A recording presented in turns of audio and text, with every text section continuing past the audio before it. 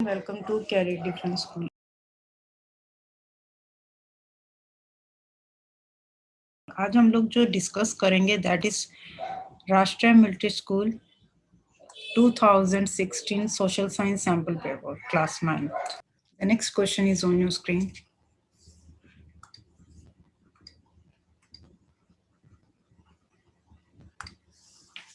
Which title was the Governor General of India awarded after the revolt of 1857? यानी कि जो revolt हुआ था 1857 का विद्रोह हुआ था, तो उसके बाद जो है कौन सा जो है टाइटल जो है दिया गया था गवर्नर जनरल ऑफ इंडिया को? President, secretary, viceroy, none. Harsh Rohit Yadav. Yes Lakshya. हाँ जी लक्ष्य। Ma'am viceroy. बाय मैम क्योंकि जब मैम मतलब जब ईस्ट इंडिया कंपनी ने मतलब जब ईस्ट इंडिया कंपनी को उन्होंने रिवोल्ट करा दिया, तो जो ब्रिटेन में बैठी हुई क्वीन थी उन्हें ये लगा कि जो ईस्ट इंडिया कंपनी है ये तो किसी काम की नहीं है, तो उन्होंने एक गवर्नमेंट ऑफ इंडिया एक्ट 1858 निकाला जिसका हेड ऑफिस लंदन में था। उन्होंने कहा कि जो गवर्नर जनरल ऑफ इंडिया का वो है वो अब वाइसरॉय में चेंज होगा, और जो फर्स्ट वाइसरॉय था वो लॉर्ड कैनिंग था। Okay good. देखिए अब हुआ क्या था कि यहाँ पर जो है हमारे इंडिया में जो है ब्रिटिश ईस्ट इंडिया कंपनी का जो है राज चल रहा था। वो लोग जैसे कि कहने को तो ये लोग ट्रेडिंग करने आए थे, बट ट्रेडिंग के बजाय ये धीरे धीरे जो है इंडिया को जो है लूटने लग गए थे, अपनी हुकूमत चलाने लग गए थे, कब्जा करने लग गए थे। तो इन्होंने क्या करा, इन्होंने जो है ईस्ट इंडिया कंपनी ने जो है बैटल्स लड़नी शुरू कर दी थी। ट्रेडिंग जो कर रहे थे वो तो स्टार्टिंग में कर रहे थे, लेटर ऑन जो है ये बैटल्स में आ गए थे, लड़ाइयाँ राजा महाराजाओं के अगेंस्ट जो है लड़ाइयाँ लड़ने लग गए थे, जीतने लग गए थे। तो फिर इनका जो है पूरा का पूरा दिमाग ये हो गया था कि हमने इंडिया को कैप्चर करना है। अब बात क्या हुई थी जब ये रिवोल्ट हुआ था 1857 का।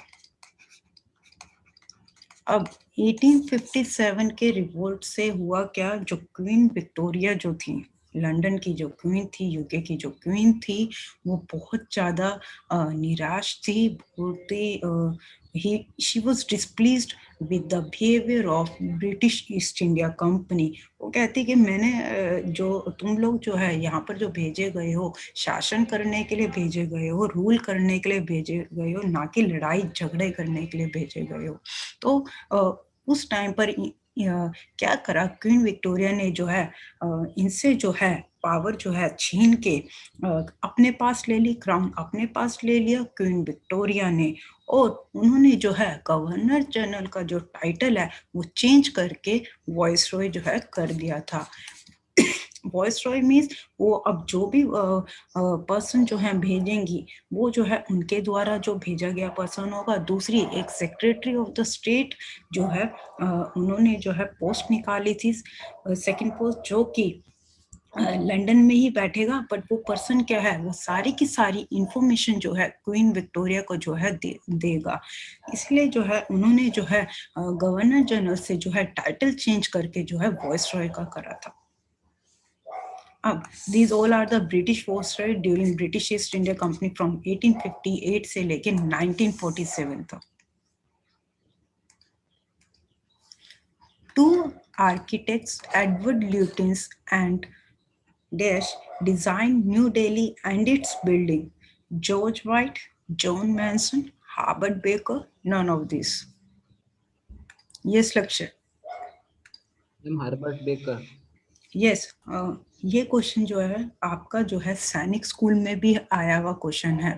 वहां पर जो है डायरेक्ट आया था architect of new Delhi, option में था एडवर्ड ल्यूटेंस एंड हार्बर्ट बेकर, तो वो आंसर था। उस तरीके से जो है सैनिक स्कूल काफी क्वेश्चंस जो हैं सिमिलर आते हैं, रिपीटिशन बहुत होती है।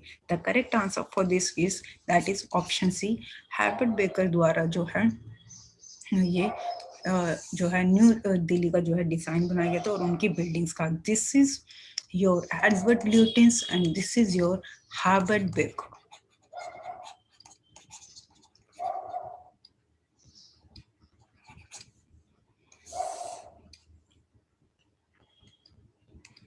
नेक्स्ट आता है Rabindranath Tagore started Shanti Niketan in the year 1901, 1903, 1905 या फिर 1908. Anyone?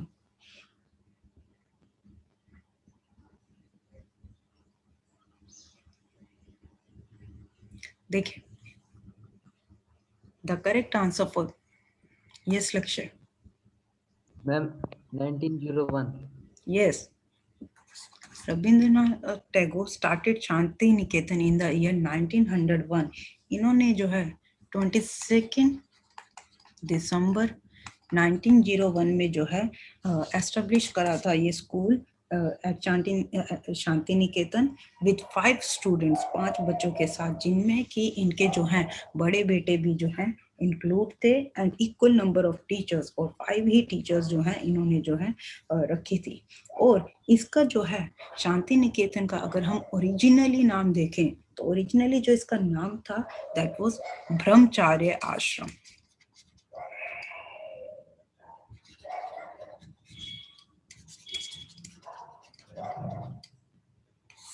ये this is Shanti Niketan, this is your RNT Rabindranath Tagore, और ये जो है स्कूल में जो है बच्चे जो है पढ़ रहे हैं.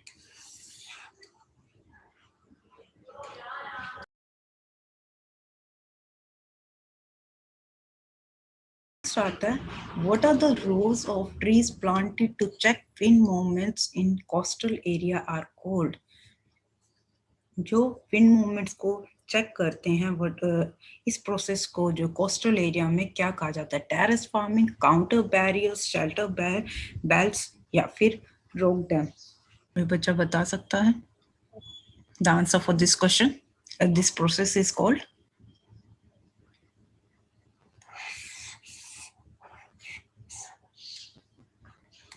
The correct answer for this question is that is option C, shelter belts जो है इन्हें जो है बोला जाता है. कोस्टल एरिया क्या होता है? What is coastal area? Coastal area किसको बोला जाता है? यस लक्ष्य. मैम जहाँ पर समुद्र होते हैं. ओके, जहाँ पर लैंड और वाटर दोनों को ज्वाइन करा जाता है एक to create an environment. That is called your coastal area with a distinct structure diversity. दूसरा आता है हमारा terrace farming.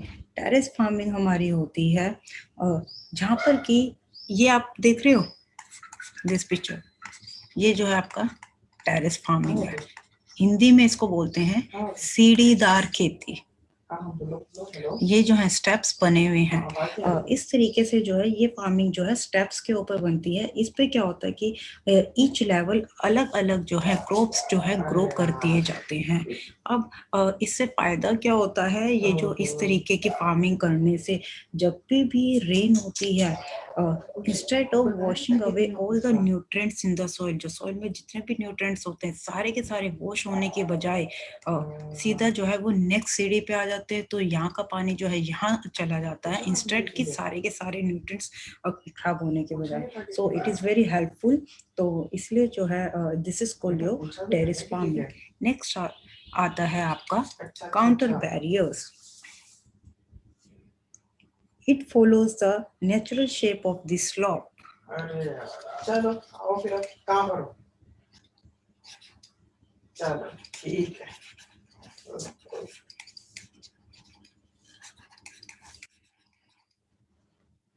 This is called your counter barriers. Next आता है name the term used for deep bores that have to be made to reach mineral deposit that lie in great depth. ये मैंने जो है लास्ट सैंपल पेपर में भी ये question करवाया था, आया हुआ था ये क्वेश्चन. यस लक्ष्य. Ma'am shaft mine. Yes, that is option C, which is also called shaft sinking. shaft sinking भी जो है इसे जो है बोला जाता है. नेक्स्ट आता है drilling. Drilling to make a hole in something, किसी चीज में जो है होल बनाना, that is called your drilling. Mining, that is called extraction of, extraction होता है removal of valuable minerals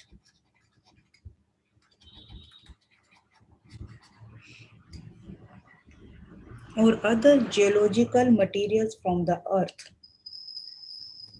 Now, the last option is that is called extraction, the act of taking something out. कोई किसी भी चीज को जो है बाहर निकालना, that is called your extraction.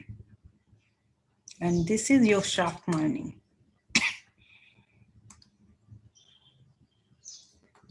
इस प्रोसेस से होती है. Which type of farming is practiced to meet the needs of the farmers family? Again, सैनिक स्कूल में आया हुआ क्वेश्चन. लास्ट वन अगेन, ये आपका आरएमएस में भी आया है, ये आपका सैनिक स्कूल में भी आया है.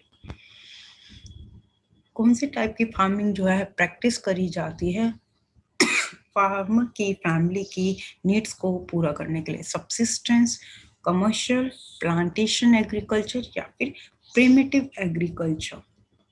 Yes Kshitij. Ma'am, to substance farming which contains technology.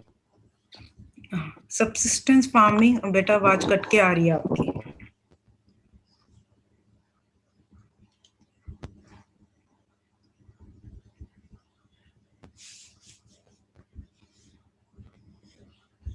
लक्ष्य. Ma'am subsistence farming. Okay, this is your subsistence farming, जहाँ पर आप देख रहे हो कि फार्मर्स जो हैं कुछ एरिया ऑफ लैंड पे जो है काम कर रहे हैं. सब्सिस्टेंस फार्मिंग क्या होता है? To meet the needs of farmers family, that is called subsistence farming. और इसमें जो है लैंड एरिया जो है वो स्मॉल होता है. नेक्स्ट आता है कमर्शियल फार्मिंग. कमर्शियल फार्मिंग में क्या होता है कि that is used basically for the purpose of business और प्रॉफिट के पर्पस से जो है फार्मिंग जो करी जाती है उसको जो है हम कमर्शियल फार्मिंग जो है बोलते हैं. Plantation agriculture, this is the picture of your plantation agriculture. Plantation agriculture में आपका जो होता है, it is a type of commercial farming जहाँ पर कि सिंगल क्रॉप को जो है पूरे साल तक जो है ग्रो करा जाता है for the entire year, that is called plantation agriculture. For the whole year जो है एक सिंगल क्रॉप जो है ग्रो कर दिया जाता है. नेक्स्ट आता है प्रिमिटिव एग्रीकल्चर. प्रिमिटिव एग्रीकल्चर ये जो है आपका सबसे पुराना, कोई बच्चा बता सकता है प्रिमिटिव एग्रीकल्चर क्या होता है? Anyone?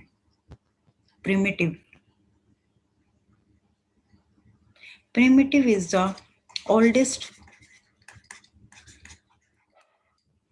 form of agriculture and it is still prevailing in some areas of the world.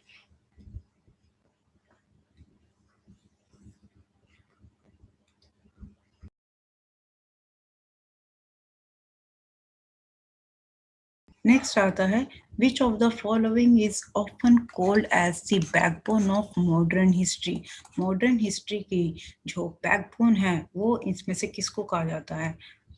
A. Iron and steel, B. Copper, C. Bronze, D. Jew. Yes, Anant. Ma'am, bronze. Okay. Lakshya. Steel. Okay.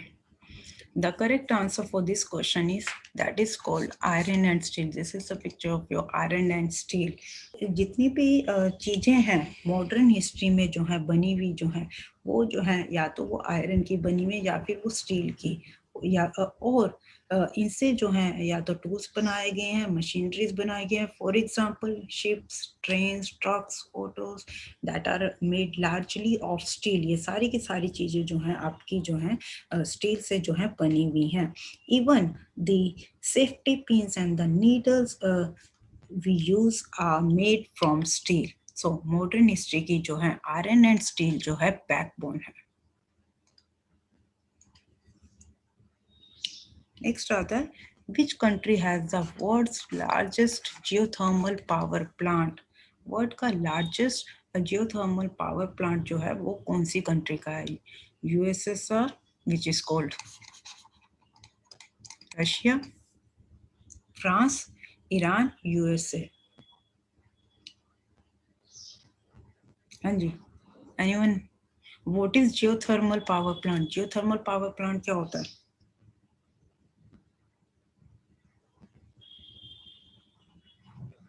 Geothermal power plant. This is the world's largest geothermal power plant. चलिए पहले answer बताती हूँ फिर बताती हूँ geothermal power plant. The correct answer for this is that is option D, USA. Geothermal power plant होता है, it is use to generate electricity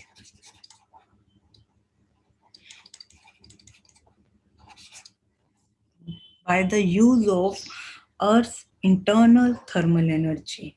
अर्थ की जो इंटरनल थर्मल एनर्जी है उसको यूज करके जो है इलेक्ट्रिसिटी जो है जनरेट करी जाती है।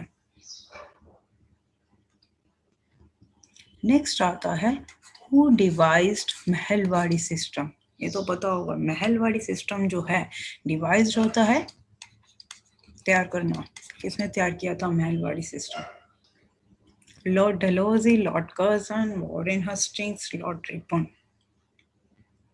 Anyone else? Yes, Lakshay. Ma'am मुझे तो लगता है कि लॉर्ड बेंटिक था मालवाई सेटलमेंट। हाँ हाँ ओके। ये क्वेश्चन जो है थोड़ा इन्होंने ऑप्शंस जो हैं आरएमएस में ना, ऑप्शंस जो मैं देख रही हूँ कि आरएमएस में सारा खेल जो है वो ऑप्शंस का है। आरएमएस कभी भी ऑप्शन सही नहीं दे रहा है, यानी कि स्मार्ट वर्क की रिक्वायरमेंट है आरएमएस का पेपर अटेम्प्ट करने के लिए। क्लियर? अब मैं पहले ना आपको ये बताती हूँ कि आंसर मैं लेटर ऑन बताऊंगी इसका क्या है, किस तरीके से है। सबसे पहले थोड़ी सी बात कर लेते हैं। महलवाड़ी सिस्टम जो है आपको बताया था कि जहाँ पर कि पूरा का पूरा विलेज जो जाता है टैक्स जो है देता है। छोटे छोटे महल्स में छोटे छोटे विलेजेस में जो है इनको बांट दिया गया था और वो जो है पूरा का पूरा गांव जो है फिर वो टैक्स जो है ब्रिटिशर्स को जो है दे के आता था। This is called Mahalwari system. और महलवाड़ी सिस्टम जो है आपका जो है इंट्रोड्यूस हुआ था दैट इज इन 1833 में जो इंट्रोड्यूस हुआ था। अब मैं एक लाइन जो है छोड़ देती हूँ यहाँ पर। क्लियर? बात आती है लॉर्ड डलहौजी। लॉर्ड डलहौजी का जो ये रहे हैं हमारे देश में, इन्होंने जो है रूल करा है वो जो है दैट इज बिटवीन 1848 से लेके 1856 तक ये जो है गवर्नर जनरल जो है रहे हैं हमारे यहाँ। देन आता है लॉर्ड कर्जन। लॉर्ड कर्जन का जो टाइम पीरियड है दैट इज 1899 से लेके 1905 का जो है टाइम पीरियड है। ये एज ए वॉइसरॉय जो है इंडिया में जो है रहे हैं। देन आपका आता है वॉरेन हस्टिंग। वॉरेन हस्टिंग जो है आपके 1772 से लेके 1782 तक जो है गवर्नर जनरल रहे हैं। देन आता है लॉर्ड रिपन। इनका जो टाइम पीरियड है दैट इज 1880 से लेके 1884 तक जो है ये वॉइसरॉय रहे हैं। अब बात आती है कि महलवाड़ी सिस्टम जो है 1833 में जो है इंट्रोड्यूस जो है करा गया था। क्लियर? अगर हम 1833 को ढूंढने निकले ना एज पर दिस फिगर, कहीं भी नहीं दिख रही है। समझ आ रही है बात मेरी? यहाँ पर गेम है। देखिए अब मैं यहाँ पर आंसर देती हूँ कि 1833 में जो है महलवाड़ी सिस्टम जो है introduce by Lord William Bentinck originally. I'm not talking about these four options that is given in the question. Lord William Bentinck 100% 200% जो है लॉर्ड विलियम बेंटिक के द्वारा जो है महलवाड़ी सिस्टम जो है डिवाइस करा गया था। और लॉर्ड विलियम बेंटिक का जो टाइम पीरियड था दैट इज 1828 से लेके 1835 तक, और अभी मैंने बताया कि महलवाड़ी 1833 में जो है डिवाइस करा गया था। दैट मीन्स इनके टाइम पीरियड पर जो है महलवाड़ी सिस्टम जो है डिवाइस करा गया था, तैयार करा गया था। तो अगर देखा जाए तो आंसर ये बनता है। बट अगर देखें इसके बाद कौन आ रहे हैं, इसके बाद जो आपका नियर बाय जो लग रहा है वो है लॉर्ड डलहौजी। तो इन्होंने जो है जो अकॉर्डिंग टू दिस अगर हम देखें इनका टाइम पीरियड के बाद जो है वो जो है लॉर्ड डलहौजी जो है आते हैं। तो उस अकॉर्डिंग जो है एज पर दीज ऑप्शन जो है लॉर्ड डलहौजी जो है आंसर बनता है। क्लियर। बट ओरिजिनल आंसर जो है अगर यहाँ पर लॉर्ड डलहौजी भी दिया होता और लॉर्ड विलियम बेंटिक भी दिया होता तो आप लॉर्ड विलियम बेंटिक पे टिक करते। क्लियर हो रही है बात?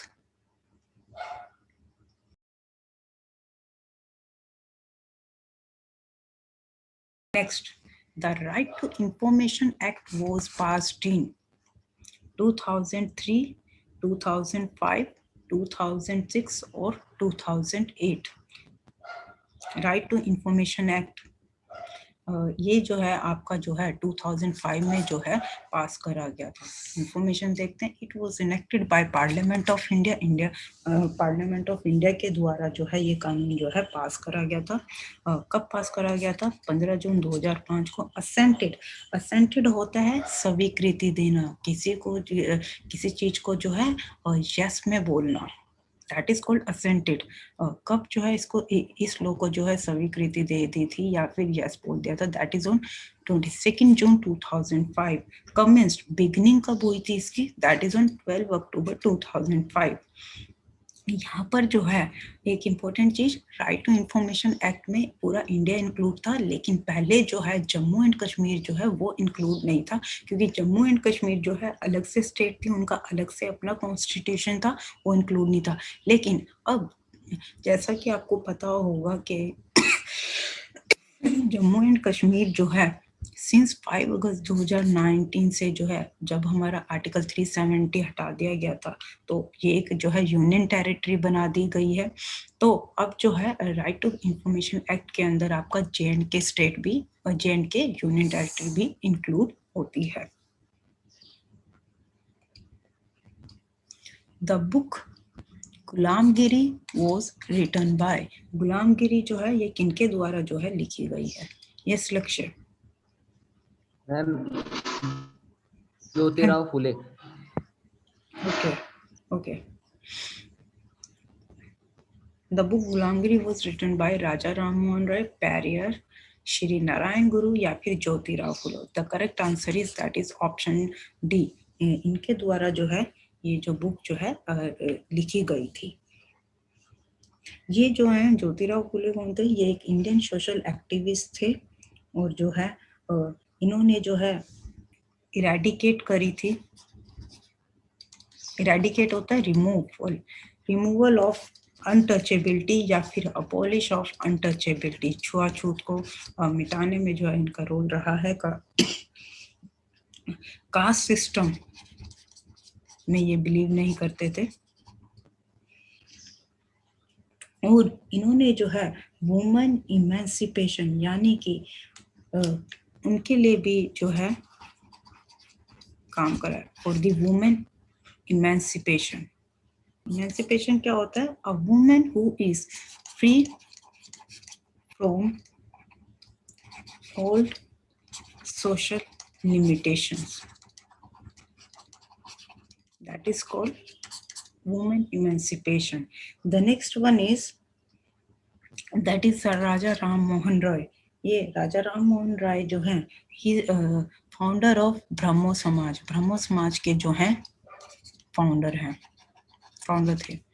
देन आता है पेरियर। ये जो है ईवी रामास्वामी इनका फुल नाम है, ईवी रामास्वामी। इनको जो है एक टाइटल दे दिया गया था दैट इज कॉल्ड पेरियार। अब देख लो इन्होंने नाम ना देके इन्होंने क्या है उनका जो टाइटल है वो उससे जो है ऑप्शन में डाल दिया। और जो ये भी एक सोशल एक्टिविस्ट रह चुके हैं जिन्होंने जो है सेल्फ रिस्पेक्ट मूवमेंट को जो है स्टार्ट करा था।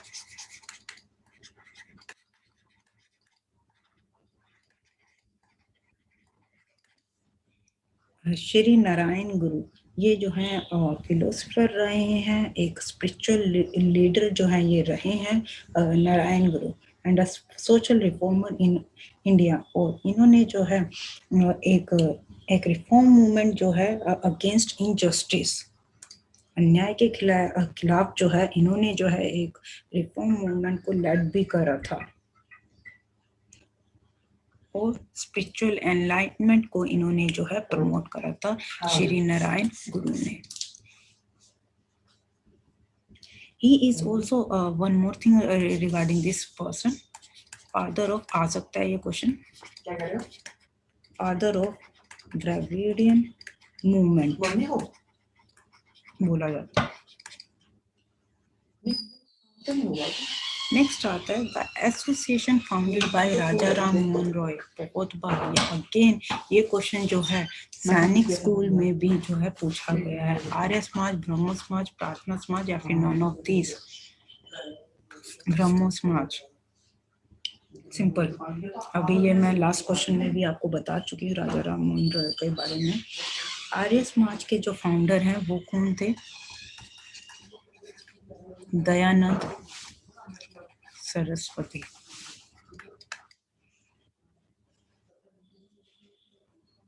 नेक्स्ट हमारा आता है प्रार्थना समाज के जो हैं फाउंडर हैं आत्माराम पांडुरंग। कुछ भी किसी के भी फाउंडर जो है पूछे जा सकते हैं।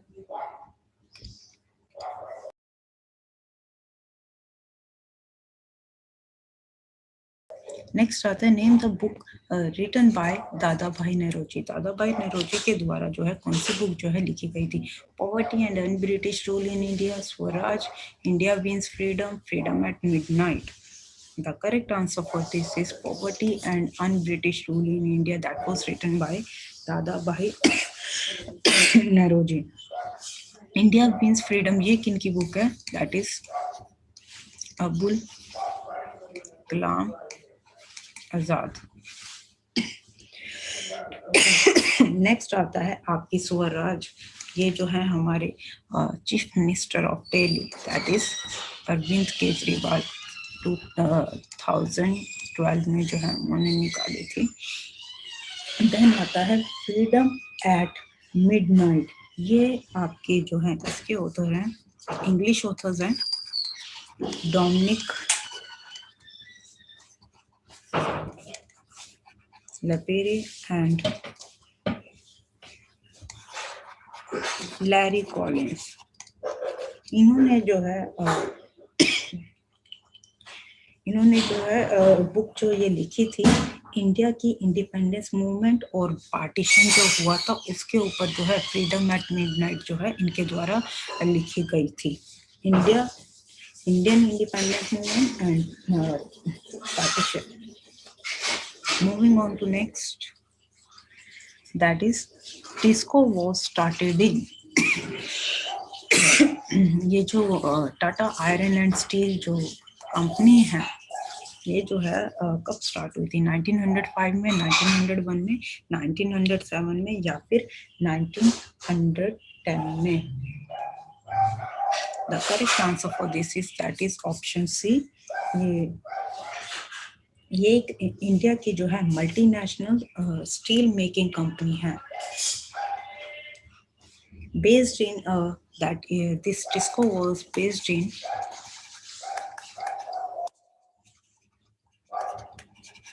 जमशेदपुर, झारखंड। कोई बच्चा बता सकता है इसका हेडक्वार्टर कहाँ है? विशाल चौहान वीडियो ऑन कर लो। Headquarter of TISCO, where is the headquarter of TISCO located?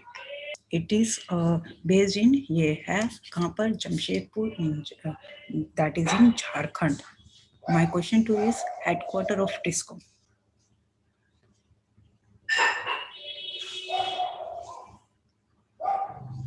That is in Kolkata, West Bengal. Tata iron and steel company limited based in Jamshedpur, Jharkhand, और headquarters that is in Kolkata. Last question. Outgoing of population is known as immigration, inmates, immigration या फिर resident.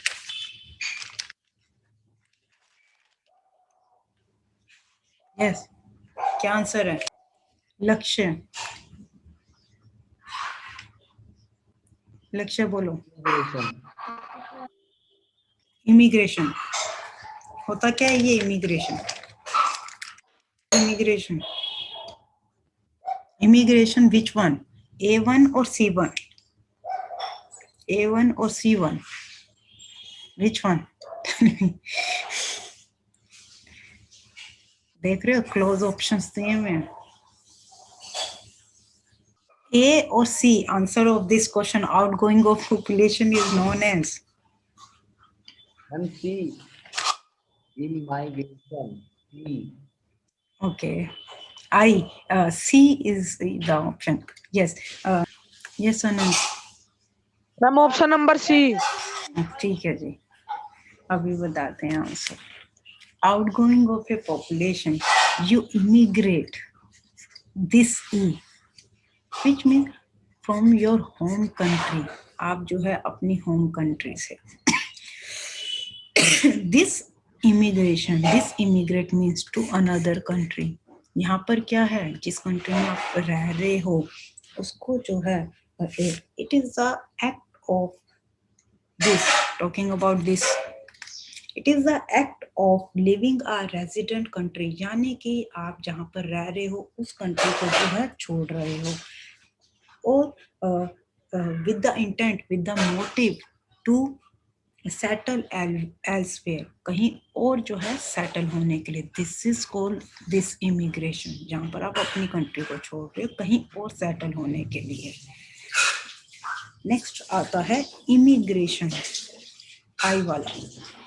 यहाँ पर this means it describes movement of people into one country from another. जिस country में आप shift हो रहे to another country, that is called immigration.